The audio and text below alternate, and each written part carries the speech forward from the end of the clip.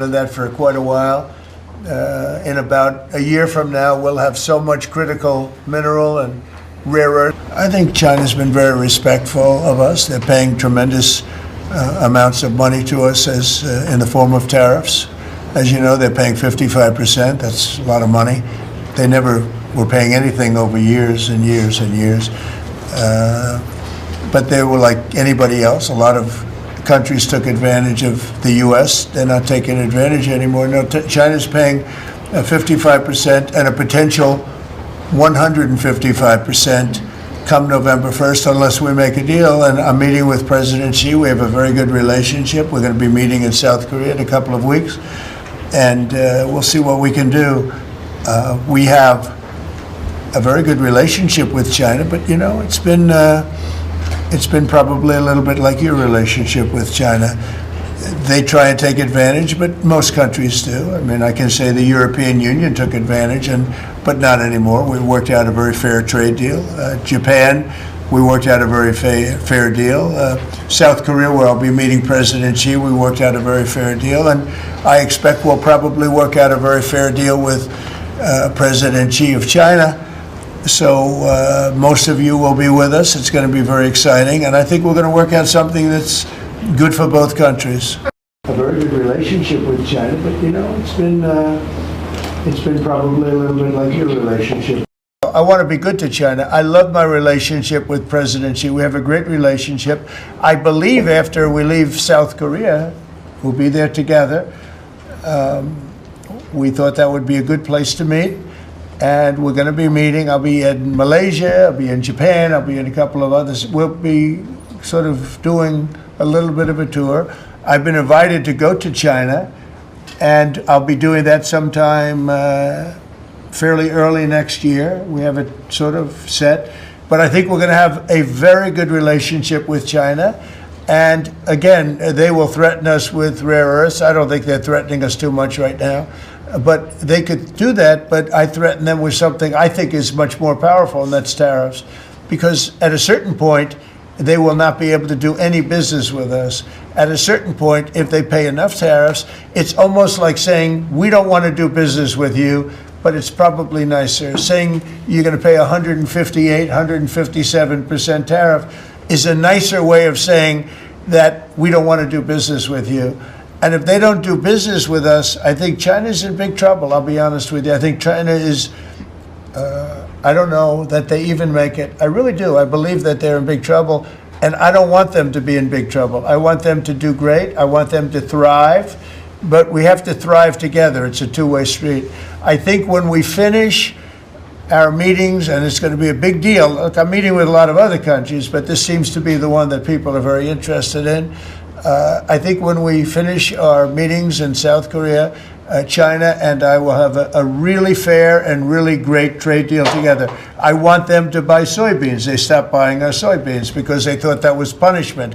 And it is punishment to our farmers, but we're not going to allow that to happen. He didn't enforce it. He gave exceptions to almost everything. And so he left. I think we'll be just fine with China. China doesn't want to do that. First of all, the United States is the strongest military power in the world by far. It's not even close.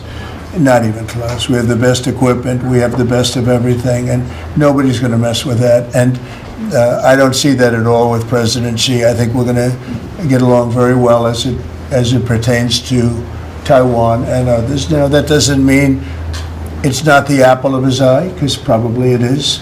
But I don't see anything happening. We have a very good trade relationship. We're going to have a very good, I think, when we leave South Korea, it could be wrong, but I think we'll end up with a very strong trade deal. Both of us will be happy.